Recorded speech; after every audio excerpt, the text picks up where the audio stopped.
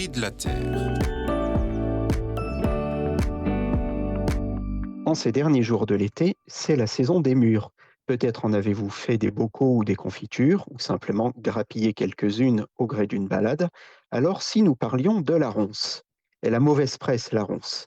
Avec ses épines et ses forêts impénétrables, elle incarne le terrain laissé à l'abandon, en friche, l'absence d'entretien, le territoire que l'homme ne maîtrise pas. Chaque fois qu'il est question de déprise agricole ou même de forêt naturelle, on vous parle du fouillis de ronces qui attire les serpents. Ça n'a pas grand sens, puisque déjà la ronce est une plante de lumière, elle peut coloniser des prairies abandonnées, mais certainement pas pousser en sous-bois. Et quant à attirer les serpents, n'en parlons pas. Pour ça, il faudrait déjà qu'il y en ait des serpents. Or, il n'y en a pratiquement plus dans nos campagnes.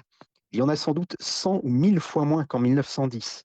Et de plus, un roncier, c'est beaucoup trop touffu pour pouvoir se livrer à la chasse aux souris, aux limaces, aux escargots quand on est un grand reptile comme vous et moi. Alors, si nous changeons un peu de regard sur la ronce, s'il n'est pas vrai qu'elle attire les serpents, en revanche, c'est une plante extraordinaire, un hôtel-restaurant pour un nombre d'espèces inimaginables. On a dénombré plus de 60 espèces d'insectes pollinisateurs qui dépendent de la ronce à un stade ou un autre de leur vie. Deux papillons portent son nom, le bombix de la ronce, aux ailes fauves, et le teclat de la ronce, ou argus vert, un splendide papillon vert métallisé dont le verso imite une feuille de ronce. Elle abrite aussi des coléoptères, des phasmes, toute une diversité de sauterelles, des araignées qui chassent tout ce petit monde, le muscardin, un adorable petit rongeur doré, jusqu'au chevreuil qui s'y abrite et s'en nourrit une bonne partie de l'année. Entre le gîte, le couvert et la possibilité de circuler à l'abri, les ronciers font vraiment partie du système sanguin de nos campagnes.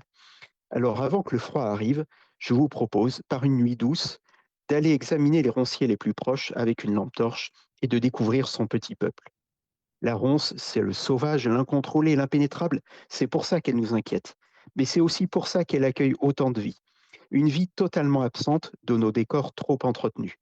Pour vivre nous-mêmes, il faut impérativement lui laisser une place.